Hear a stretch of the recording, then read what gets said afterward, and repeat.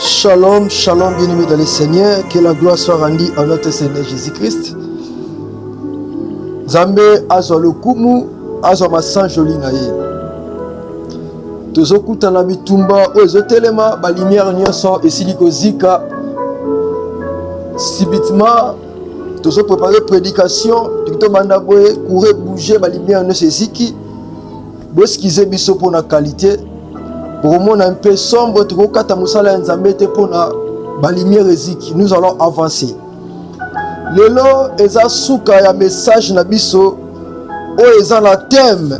Ne te fatigue pas à vouloir briser l'autel de la famille élargie. Ne te fatigue pas à vouloir briser l'autel de ta famille élargie. Avant de faire le message na biso, tu as un moment entre les saintes mains. Tout le monde parle le nom puissant de Jésus. Éternel, Père de grâce, qu'on a si bon de la Seigneur, n'a si un moment entre tes saintes mains, Seigneur. Je sais qu'il y a des vents aux hôtels, Seigneur. Si tu as un contrôle, il y a place. Seigneur, si tu as un Seigneur.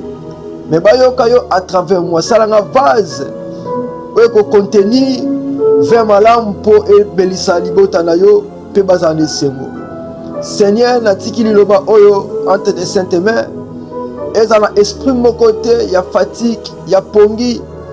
Et si on est katinesika to bato bakolanda ligne par le nom puissant de Jésus. Fongo la lito ya kat na bato bakoyoka, bayoka on a dimension, il y a au-delà, il y a ba pensée na biso humaine par le nom puissant de Jésus. De bondeli. Merci Seigneur Jésus. Nzambe azwa lokumu. Thème nabiso est intitulé Ne te fatigue pas à vouloir briser l'autel de ta famille. N'expliquons biso déjà hôtel, bateau, basaki nabiso premier jour et deuxième jour. N'a pas expliqué biso pe famille ezanini. Lelo tozo kende un peu tout droit nabi parce que lelo za mokola suka toza na minute mingi te. Nzambe azwa lokumu. N'expliquons biso pour na sala un peu récapitulation muke. L'explication hôtel est une piste d'atterrissage ou point de contact et ça permet de être humain et être divin. Hôtel est représenté dans plusieurs formes. Premièrement, hôtel est un système spirituel. Ils opèrent invisiblement. Mais la Bible montre sur le plan physique la représentation de l'hôtel. Hôtel est représenté dans trois formes. La première forme comme un lieu, deuxième forme comme un objet. Dans l'autre objet, tu as mabanga, tu as statue et tu as un objet comme bracelet, tu as calebasse, tu as songolo pakala. Après, tu as un hôtel à la dimension d'un être vivant. Une personne peut être aussi un hôtel. Après, on a expliqué c'est quoi la famille. La famille est un ensemble ya batu. N'a pas expliqué biso lisusu. Famille, des grandes familles, ou une famille élargie et famille composée. Parmi les 4 modèles, la famille, on a expliqué biso. Dans un salle un peu rapide, bateau, basé na possible de définition approfondie, dans la vidéo oyo et les gars qui m'ont collé à mardi. Famille, on a expliqué 4 positions famille. Première famille, explique qui est la famille biologique, la famille est composée par le sang, par les liens du sang. Après, on a expliqué famille, famille de la foi, et famille de la foi, la famille tout ça la croyance moko dans le domaine de la spiritualité. On a expliqué biso et famille adoptive, et la famille adopté moi. Après, on a expliqué biso li sous famille otobengi, famille environnementale, et la famille est composée na ba relation aux tissé entre voisins et voisines, tout dans le domaine de Moussala, ba collègues et collègues. Que la gloire soit rendue à notre Seigneur Jésus-Christ. Sans plus tarder, toye na thème na biso o eza mobaka ya molulu ozo za clôturer lelo. Eza intitulé Ne te fatigue pas à vouloir briser l'autel de la famille élargie. Pourquoi ne pas briser l'autel de la famille élargie? Na pesa qui biso raison malgré la fongola qui a profondeur te na pesa qui biso raison OK. Babi hôtel où est composé na famille élargie. Pour le moment famille élargie et sa famille où est composé na plusieurs familles. Et sa famille où est bon tamaka de génération à génération. Et sa famille moko est na limite d'été. Na pesa biso exemple surtout biso na ba Congo. Oko surtout ko kebo moni oyo azan ndeko na yo otuna ndeko na ndel ba no expliquer lignée. Mwana tata mwasi kingani o abota kingani o abota kingani mwana na ye siko mwana yeyo oyo koko na ye o ça dit bazo expliquer c'est ça la famille élargie. Oh famille élargie et ça famille moko ça profondeur et ça famille moko ça trop large et ça famille ça la limite famille élargie. Oh n'expliquer biso pe famille élargie et ça famille oh et donc quand ça ba famille mususu na ko ça exemple ngana za mu Congo na kebala peut-être na baluba to na kebala na bangala directement famille na ba Congo na fa to sangani to komi eloko moko à cause ya mariage la famille aujourd'hui les biso partir ba mariage après les ko expliquer biso lisusu. Oh famille na dimension spirituelle. Oh toto balanaka tobalaka mwasi te tobalaka na famille yo moni obali mwasi obali tobalaka mwasi te tobalaka na famille tant ozo bala mwasi obali na famille na ba réalité à famille. Oh maintenant na lobi ne te fatigue pas à vouloir briser l'autel de la famille. Pourquoi na lobi to se fatiguer te ko luka ko kwesa hôtel la famille. La nanga vraiment dans vos cabinets pour ne pas être mal interprété ou mal compris. Combien de misamati ya koluka ko quoi ça hôtel ya famille élargie. Oh, hôtel la famille élargie et ça hôtel on a composé na plusieurs clans ou na plusieurs générations. Et ça hôtel on ils ont sa force par rapport à génération de génération. Là c'est exemple. Nga la boti bananga.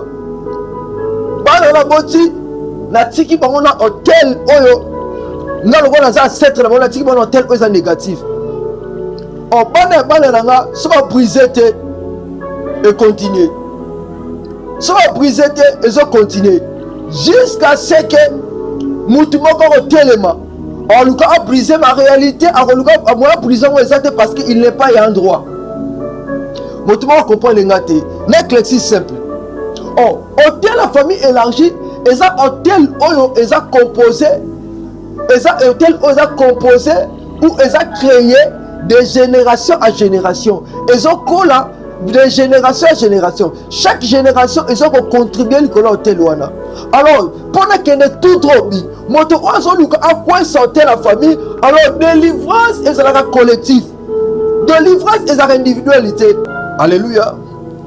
Courant ils ont dérangé bolimbisa courant ils ont dérangé biso vraiment pour la lumière la torche qu'ils ont utilisé il y a des fois to branché en haut na courant voilà to branché en haut na courant nous sommes obligés de avancer bongo.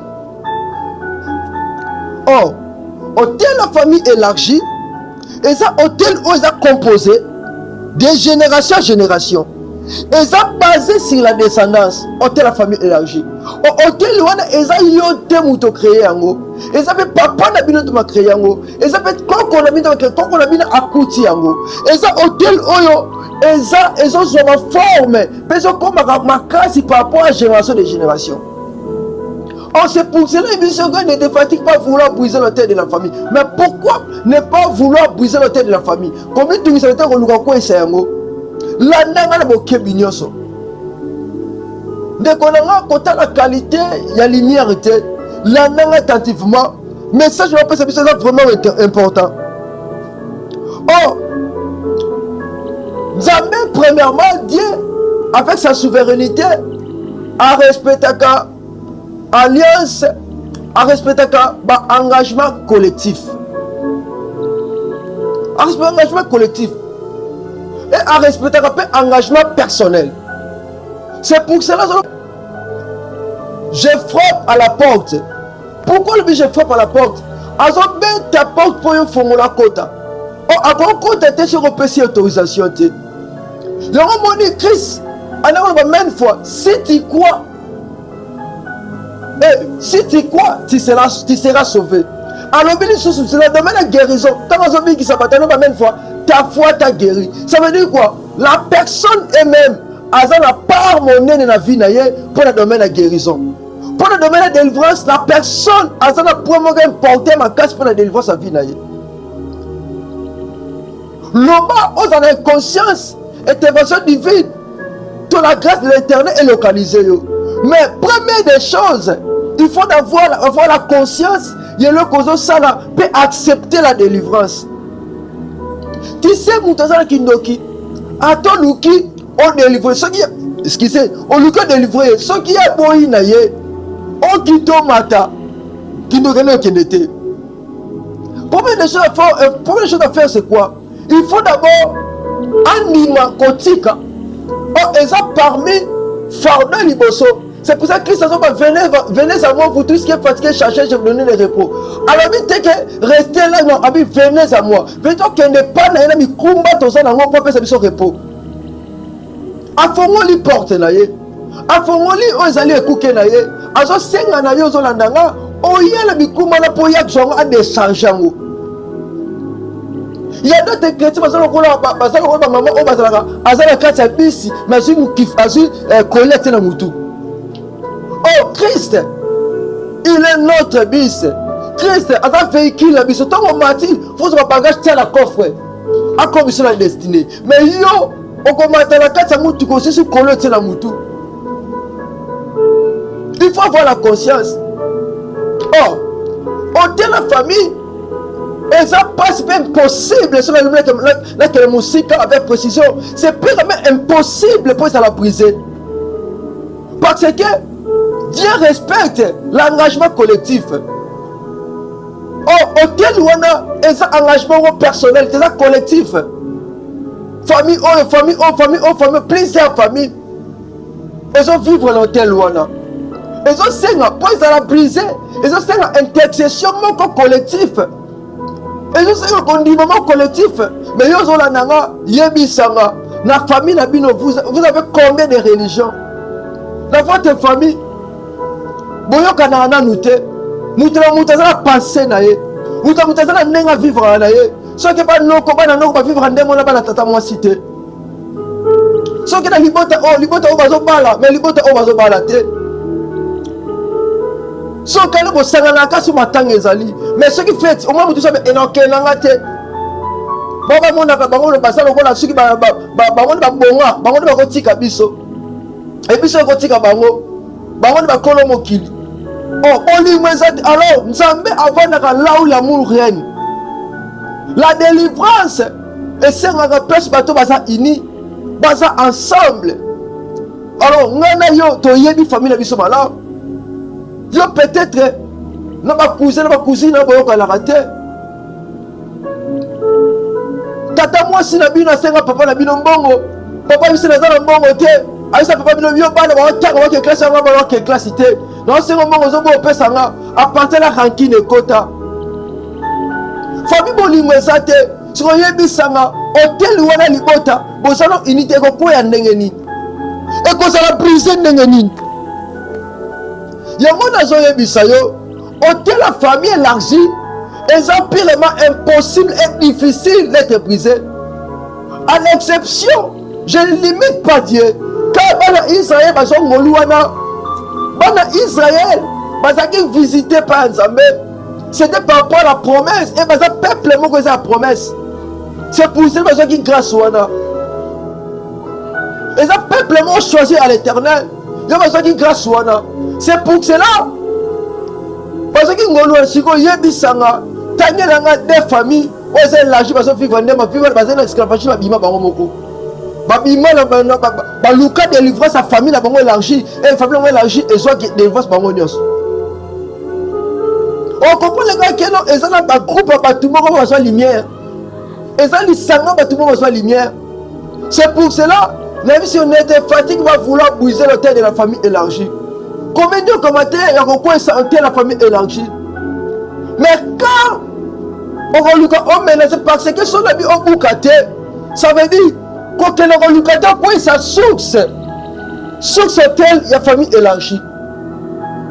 Mais, par représentant, toute influence négative, il y a famille élargie. Soit il y a la famille restreinte, là tu as la possibilité de briser cela, de détruire cela. Mais c'est impossible, je voulais juste dire à quelqu'un, c'est impossible de détruire la source de l'autel de la famille élargie. La source, le noyau, c'est purement impossible. Mais tu as la facilité de détruire les racines de l'autel de la famille élargie. Les racines, vous êtes plantées dans chaque famille. Pourquoi les racines? Parce que vous êtes influencés par des liens familiales. Vous êtes influencés par les autels de la famille élargie. Or, aujourd'hui, les influences sont des racines.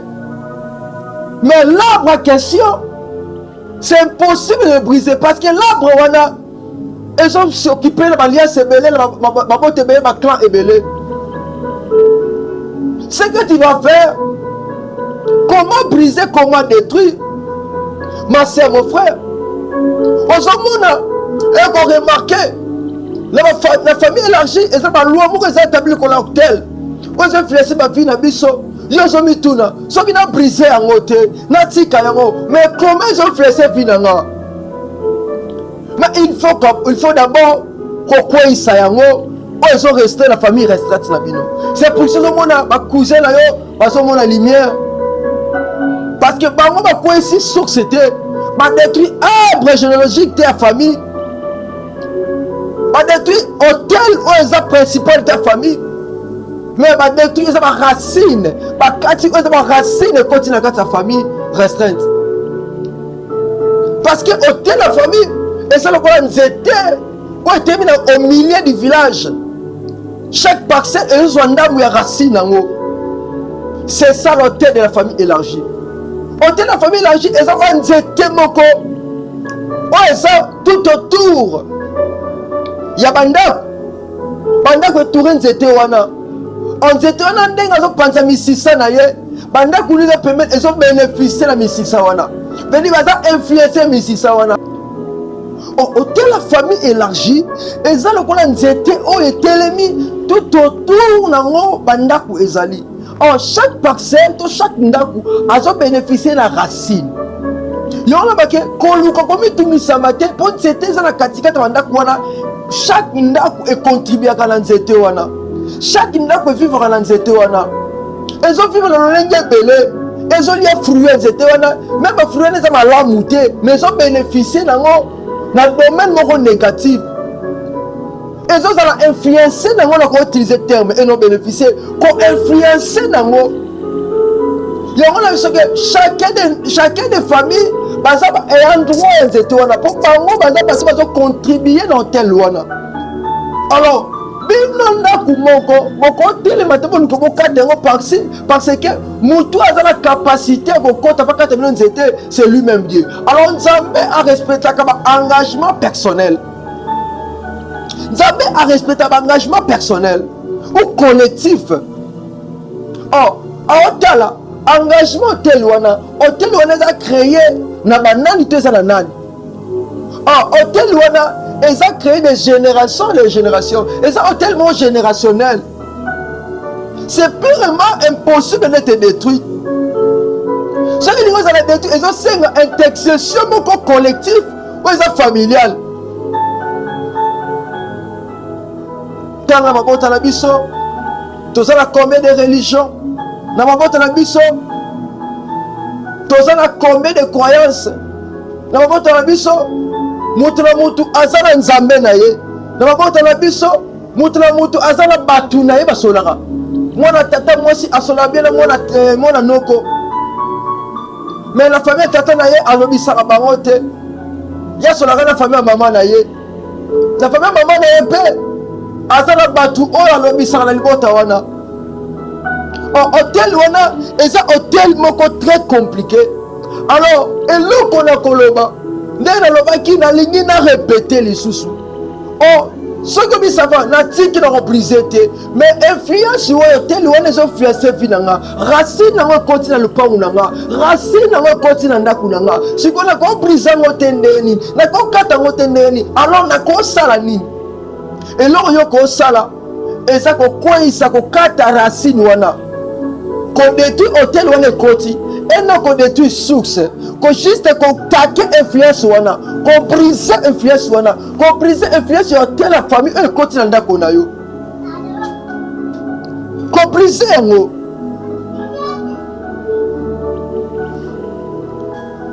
Comme dans la Bible, Gédéon, on s'en va bien voir un héros. Mais avant, à rejoindre le combo, on a voir un héros. Zamba yebisi Gédéon. Kene nanda kwa tata yi. Et nanda kwa tata na yo. Briser hôtel ya balle. On ça planté na kata nanda kwa tata na yo. Gédéon a une opportunité parce que c'était sa famille restreinte. Gédéon a un droit à la famille restreinte. Parce que la famille restreinte est composée de papa, maman et les enfants. C'est pour cela que papa n'a rien. Après avoir, Gédéon a détruit village et Bundisa Gédéon. Papa m'a dit Moutoko Simba Gédéon Azate. Boti Kamba lié moko a réclamé hôtel na ye. Oh Abraham n'a pas tata na ye. Oh Nzamba ici Abraham. Quittez de la maison de ton père. Abis Abraham quittez nanda kwa tata na yo. Mon frère, ma soeur. Oh, et là qu'on y a comme ça là, et sengeli na yo de ne pas vouloir briser la source. En réalité, terme qu'on utilisé, on comprend les gars. Ne te fatigue pas à vouloir briser la source de l'hôtel familial. Briser l'influence de l'hôtel de la famille élargie. Ils ont tenu sa vie dans la famille restreinte. Car c'est purement difficile. Il y a qu'on brise hôtel la famille élargie. Dieu honore les autorités spirituelles. Zambé honore l'autorité spirituelle à chaque famille. Ou dans un clan, on va yokani. Zambé respecte Gango. Oh! Dans une famille élargie, beaucoup de gens, beaucoup de familles continuent toujours à coller sa hôtel. Parce qu'on continue toujours à coller sa hôtel sur le plan négatif. Parce qu'on fait nourrir hôtel jusqu'à maintenant. Hôtel chaque personne ça la nourrit et ont colle et ont vimba. Soyez bien sanga. Hôtel la famille élargie et ça lui combien d'années? Hôtel la famille élargie et vimbi comment? Et combien de dimensions, il y a dimension de spiritualité, et c'est combien de sacrifices, et c'est combien d'offrandes. Hôtel, on appelle collectif, mouvement, mais ça, ma famille. Vous laissez hôtel, dans la pratique des idoles, par vos péchés. Péchés zembélé, ma force, péché zembélé. Moi, non, quoi, ça, moi, tata, moi, si. Non pas bimina mwana nkasi. La famille la bino boza ma coutume négative. Ma coutume moko eza salité. Bino boza soko beli faut que le wana simandaku. Bino boza la soki boza la pour matanga. Soki mwana wana ndeko linga mutakufi mingi. Faut ça mwana ko l'excel ko la cercueil o popo sana yete ko bimela kayete. Vous avez la facilité de recevoir mili mon cimetière. Vous allez provoquer les bakoko. Oh papa de potikanga. Ah vie na ngezo simbate. Oh papa moye mona mokila resi ça qui était bon que la cimetière na ko resi. Oh ba pratique le lenge belé. Chef de famille na bino asengisa bino. Ya linga toujours quitte le muta fandate. Bino so o kiti o la kiti chef de famille. Avant de la rencontre, Père, à la place, moi, pour ça, toujours réunion. Père, réunion, le billet, ça va billet, au Kabola, Kabola, billet, au spécial, Boliaka. La famille, la bino, et ça va n'y avoir qui là. N'y a pas au moins, moi, c'est Aliaka, n'y a pas au moins, moi, c'est Aliaka. Bino, la famille, la bino, vous avez un processus, vous avez une pratique négative. Bino, c'est beaucoup fait. Moi, si vous avez une ma belle, vous avez un sou qui a reçu la terre. Dans la degré, nous avons passe sur la carte à passer. Oh, vous nourrir hôtel, chaque pratique, vous avez ça là. Et ça comme offrande. Oh, vous avez ça, Nicolas, hôtel, wana. Chaque vous avez hôtel, l'offrande, hôtel, les autres vimba. Ça, c'est le mouton créé hôtel, wana. Si vous détruisez hôtel, nous avons un coup hôtel et continue à fonctionner. Parce que Nicolas Hôtel, il y a une liste d'enregistrement. Nicolas Hôtel, il y a des lois. Nicolas Hôtel, il y a même des verdicts, on les a déjà jugés, on est bakata. Nicolas Hôtel, il y a des interdits. Et ça, il y a sous pour bien beaucoup faire la maïté, basoma yango. Basala échange. Pour bien beaucoup faire un empoisonné, basala échange. Au bisa coup un accidenté. On tourne à rater pourquoi? On couvre un accidenté, mais on s'en a pas une vie au niveau komaka. Parce que ça là échange. Parce que bonheur nous personne dans le monde des ténèbres, ma personne a couvert un accidenté. On a licence c'est quand on a nous autres depuis qu'on a biso. Biso de couvrir la maïté parce que ma coco na yo. Parce que la part na mili mamai mili mamai yemi ato dini le balé faut mili mamai yo qui na zongi so libanda parce que on reconnaître oui oyo asa moko ya moto de ça ne contrat ah yebi sanga mili boyebi parce que tu étais enregistré au dehors de ça les sang qui coulent tes veines et ça moto à sala alias na mai yo to kotiza manyoka swaka hote nyoka kimaka yo. Yo sommes la grâce dans le kumu. Laisse-moi faire te dire. Yo nyokata nyati nyoka fakima. En soyauté.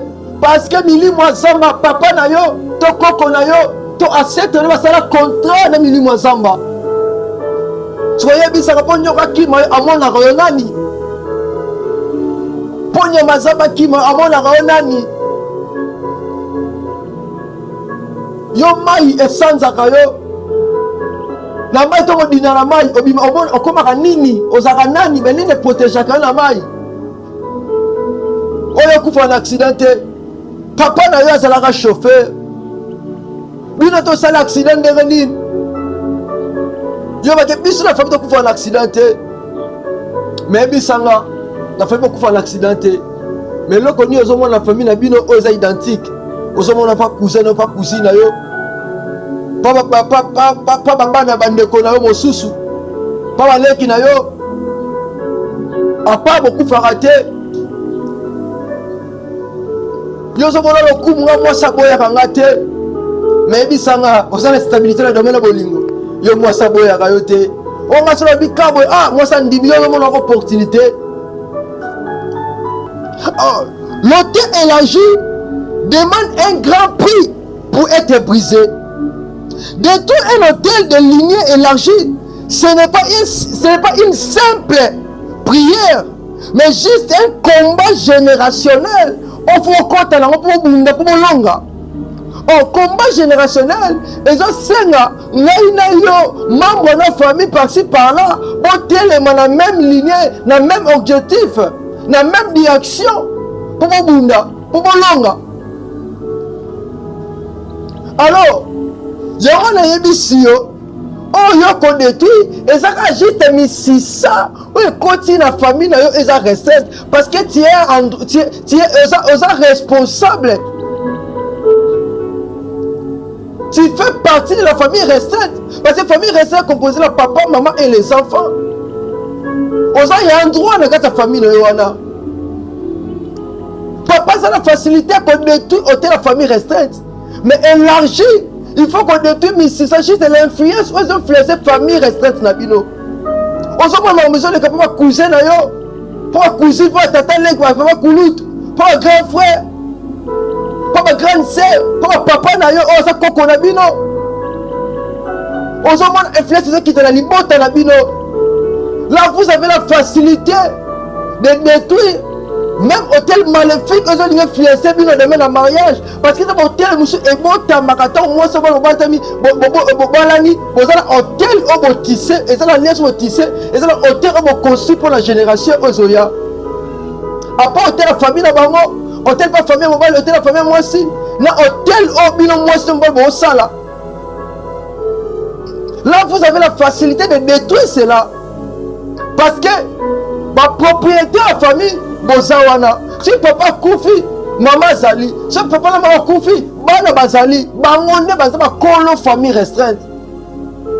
En famille élargie, qu'on détruit juste sa influence. Et mais comment les détruire? Comment les détruire? Même ôter la famille restreinte, même influence. On est ennemi. La famille élargie, on est la famille restreinte. On est bondi sabino. On est là dans le plan de la famille. Ça fait plus de 15 ans. On s'en porte là, on a. Nous sommes balongé zate. Papé ça au combo. Venez pas na bino. Ceux qui m'ont sali, c'est face à la aide-moi. Ça peut aide-moi, ça dit, on mouton sur un zélou. Soit pas qui s'est lié sur un zélou, c'est qu'on peut s'abattre. Venez il fallait aide monsieur Zalato, il y a un métier.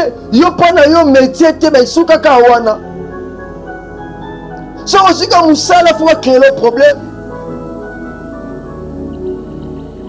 Oh, non, mais les choses dans le Komoko. Il y a la famille de Bango.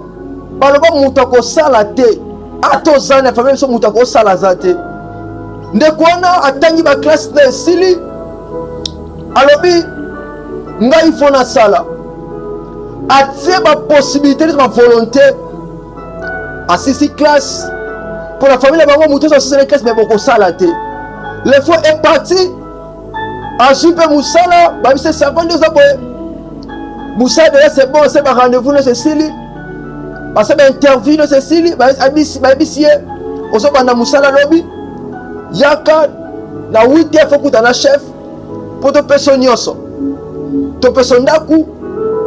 Tu peux ça, la possibilité est singeli, la cadre de biso, base de condition normale.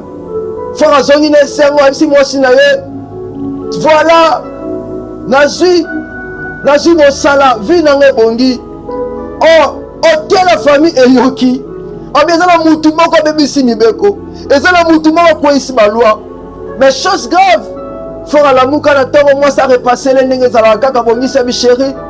Moussala malade. Faut que bimanare azozo mutuka. Atala boye film moko ya bien moi si moi kitoko. Azo ebisa batu. Tala mwana mbali nazo luka yeyo.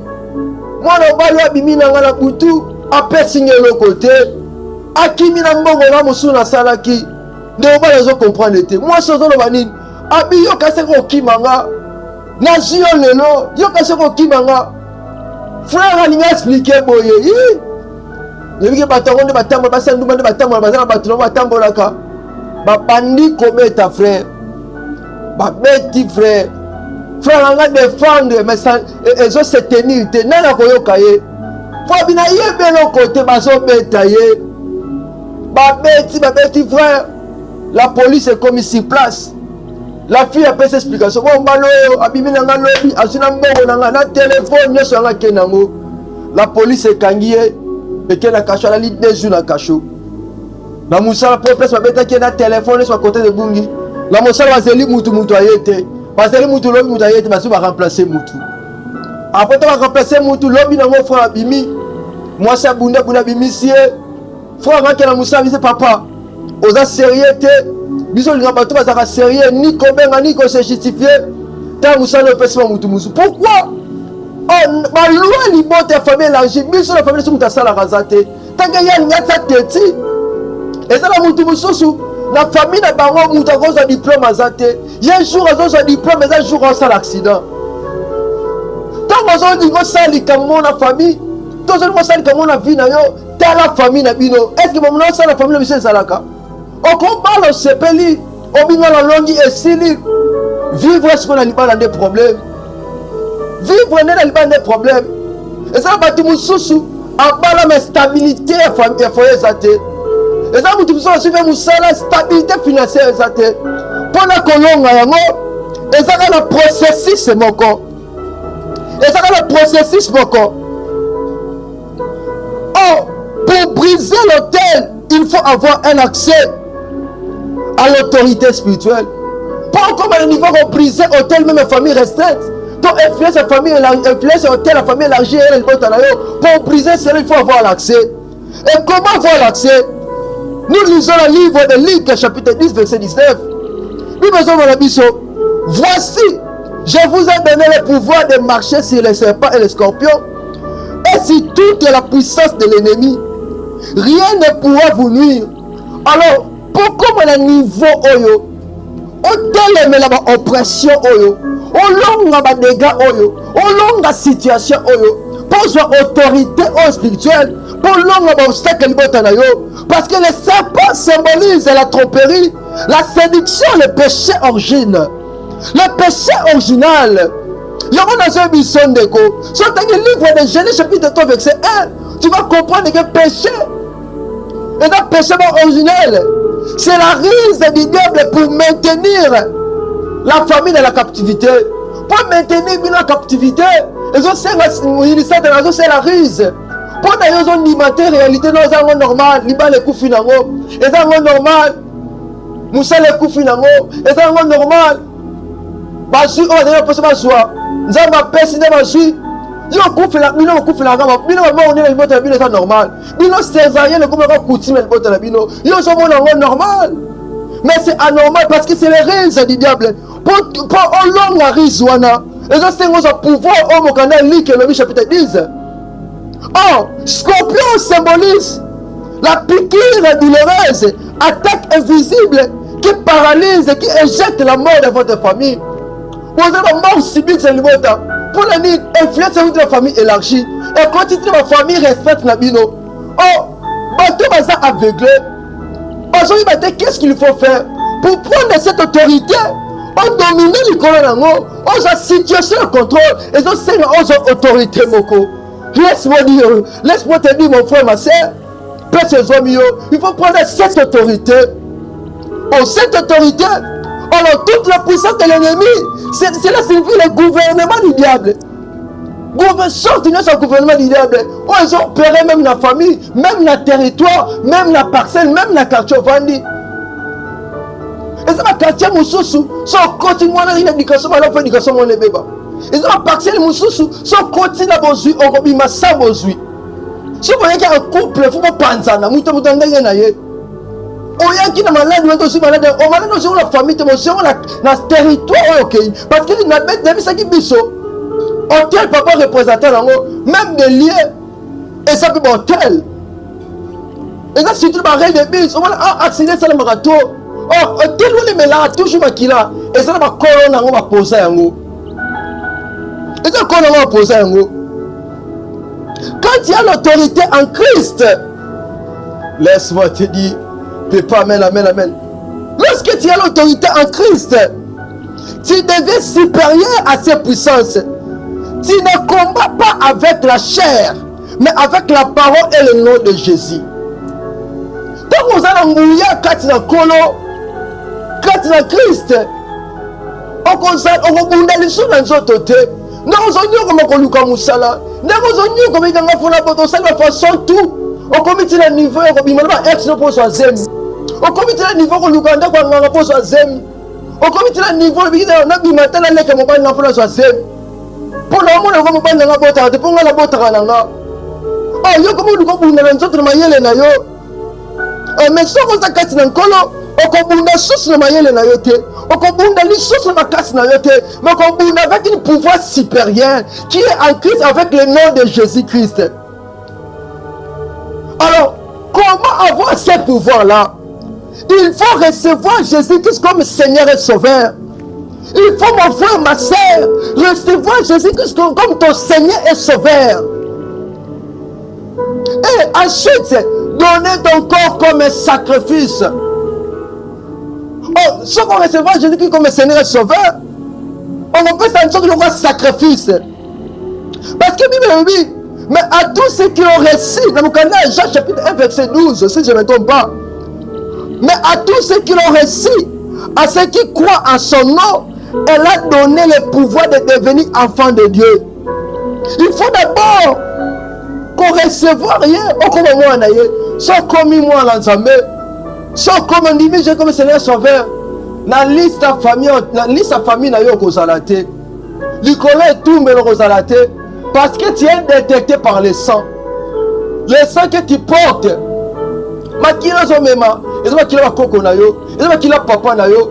Lorsque on dit Jésus Seigneur Sauveur, au kufi na molimo, au sekui na molimo. Tant au kufi au sekui directement, ba code génétique na yo, ba code génétique na makila na yo, groupe sanguin na yo spirituel et qu'on change.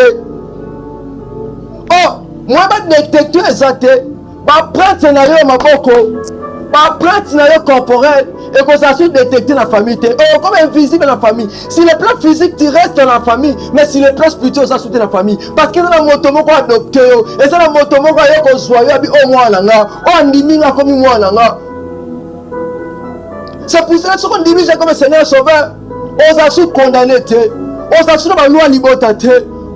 On comme on nzete, on s'appelle la maille. On comme on nzete, on la maille. Abo tambouma, c'est la saison. Oh, saison d'ailleurs, mon initiative là, il faut le botter en 2025, mais au bout de il faut botter en 2024 ou dans le cas. Au bout de on ici déjà pas là, mais mon initiative là, ça le mon yibi. Comme le diable, il est le voleur.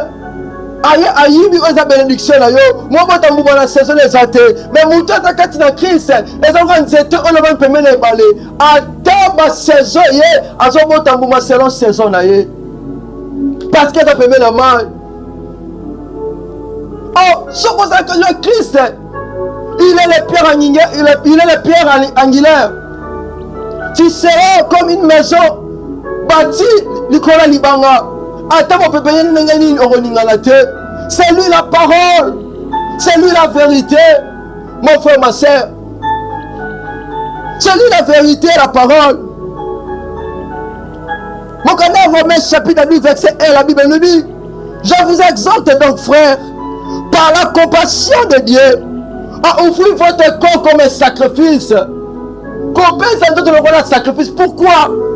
Parce que nous autres, on a laissé ôter la famille. Nous autres, on a nourri ôter la famille. Nous avons facilité on l'échange. Nous avons fait offrande, nous avons fait sur eux hôtel. Alors, si on peut se donner un sacrifice en colo, directement, on conçoit, on sentit, on conçoit, on les a montés, on tel le monde moyen déclaré exact. On a commis qu'on pèse à l'école hôtel à Christ, le véritable hôtel suprême.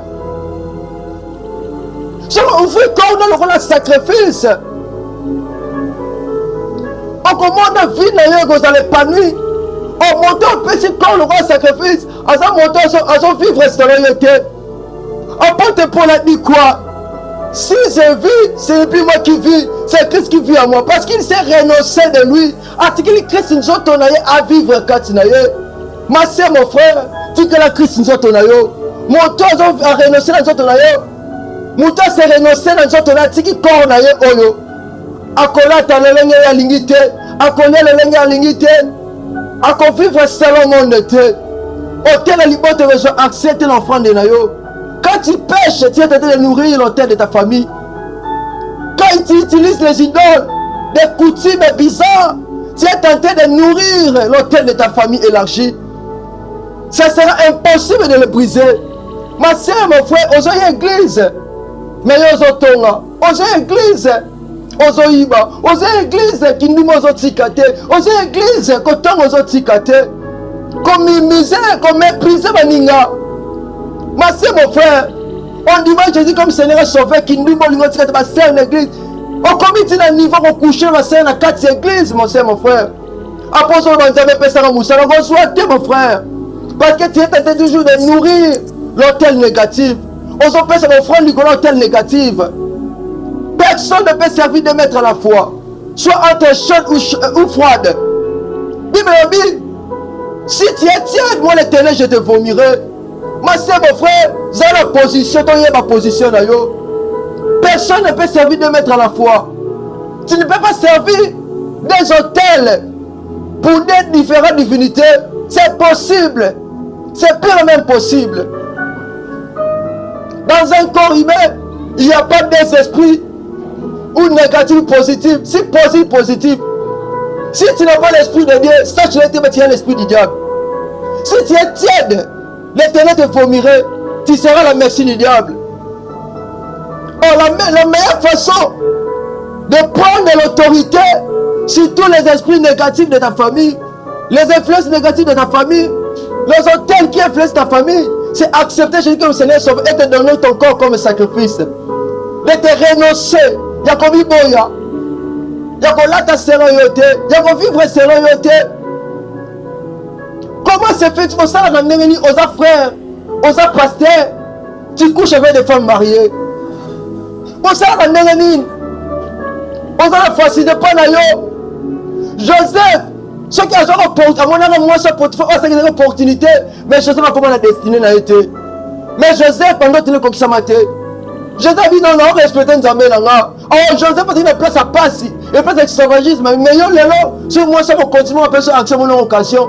Ou bien, moi, ça va causer pessinga, autant li pembe na yo, autant li nzoto, autant mi tout, ou bien, là, soit. Et ça va bien beaucoup faire, les biens mal acquis ne profitent jamais. On s'en est là.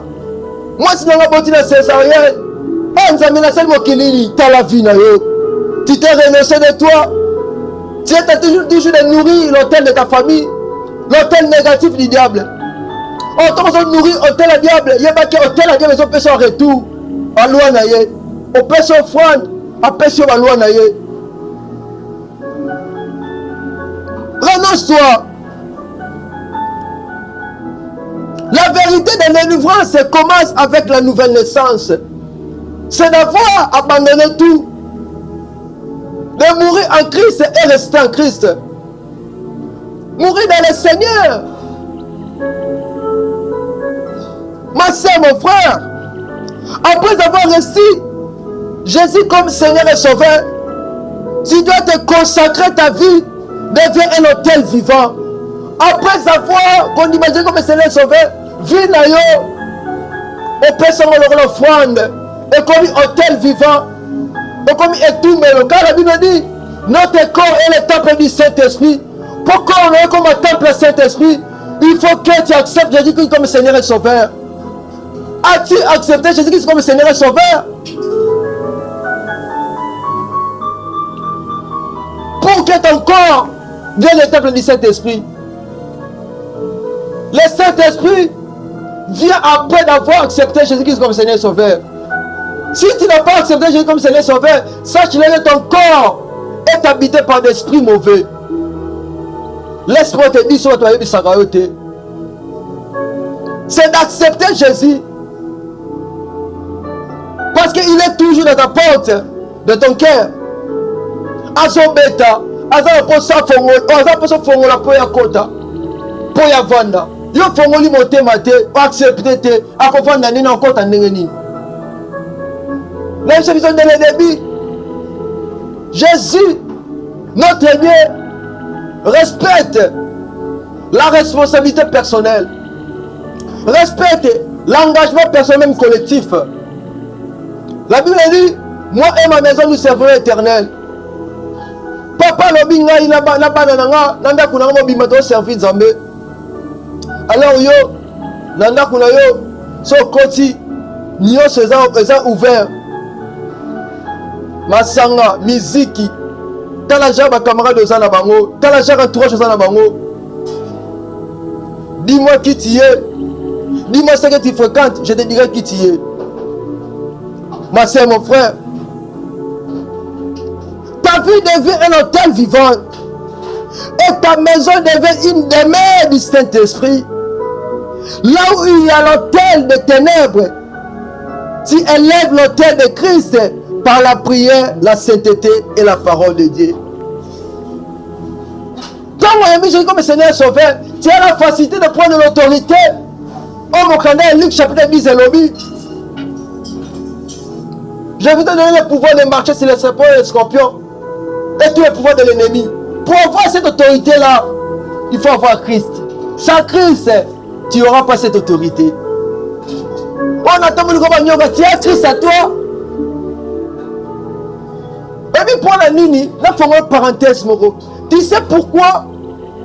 Regarde l'église, tu pries, on va finir au kingote. Parce que Christ a l'ingratité comme on est qui s'en sauve. On va comme Christ, même païen. Nous t'avons bien, tu sais, au nom de Jésus. Quand le combat Christ est rattaqué, comment Christ est rattaqué, comment on est qui s'en rationité. Et ça, comment on peut se voir si tu as échoué. C'est pour cela, la Bible dit, il y aura des personnes qui ont dit à Christ, Seigneur, nous avons prêché et chassé des démons à ton nom. Alors, moment, je ne vous connais pas. Pourquoi? Comment on a pouvoir de comment on agir par-ci, par-là? Mais connaître Christ, c'est une autre chose. Il faut avoir le sang du Christ. Il faut avoir le symbole du Christ. Pour avoir le symbole du Christ, il faut l'accepter. Il faut ouvrir ton cœur avant à sa place, ma soeur, mon frère. Oh! Et même dans la libéné, même dans la copalité. Libéné, continue libéné, il continue à copalité, c'est sera mal. Mais là-dedans, aimé yaka, copal la rotika là, maya copal la rotika là, continue libéné au matin. On va dire, abisso, ce soit dit maï, oui, mais on a yébioté. On a yébioté. Amen, amen.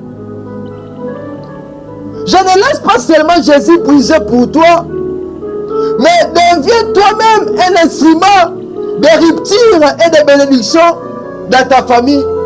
Quand tu as Christ a brisé tes yeux, mon instrument, opérationnel pour ta famille. Parce que tu as Christ à toi. Pour comme instrument, la famille, il faut que tu te renonces. Il faut qu'il y ait Omiboya. On imagine comme Seigneur Sauveur. Là, tu deviens un instrument pour la briser. Tel, il y a famille négative. Mais comme il a su commencé, mon frère, message n'a mis sur Suki. Oh, maintenant, nous avons eu des problèmes du courant. Mais notre Dieu est vivant. La qualité d'image. Et ça malade, mais ce n'est pas le plus important. Le plus important, c'est le message et le cas. L'hôtel de ta famille élargie peuvent avoir marqué les générations. Mais en Christ, tu es séparé et libéré. Laisse-moi te dire, hôtel à libéré, tu as une génération de générations. Mais en Christ, tu es libéré. Tu es épargné. Tu ne seras jamais atteint.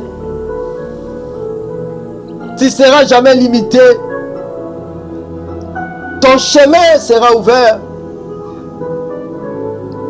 Tu as reçu l'autorité de marcher sur les serpents et les scorpions et tout le gouvernement du diable.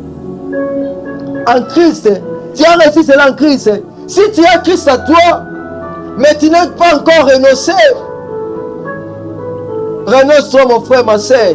Miboya, tika via milangwa, tika via masanga, tika via kobo, tika via kimoibi, tika via cupidité, tika mabe, ma soeur, mon frère, tika mabe. Message de la même le biso yango. Reçois Jésus. Consacre-toi comme un sacrifice vivant et bâtis un nouvel hôtel de bénédiction dans ta maison. Consacre-vie dans le Christ. C'est lui l'hôtel suprême. C'est lui l'hôtel suprême. Et place les hommes Gouma Moutouna yo. Yebi Sanzambe, merci le message. Oh la Nikatine Sika. Yebi Sanzambe, na yamba yo. Lobo konpe mobikisi. Mais na miboya te. Lela yoki message na zo miboya. Na zo moko miboya. Na tika via masumu. Po masumu na ngazo elesa hôtel à libota. Masumu na ngazo konti ko kanganga na kati ya prison. C'est pour ça que Christ a dit, c'est lui qui veut me suivre. Il faut qu'il apporte son propre croix. Bon, les places ezomi yo banzambe nakomisi vie na nga hôtel nakomisi vie na nga vie ya sacrifice nakolata lokola mokili te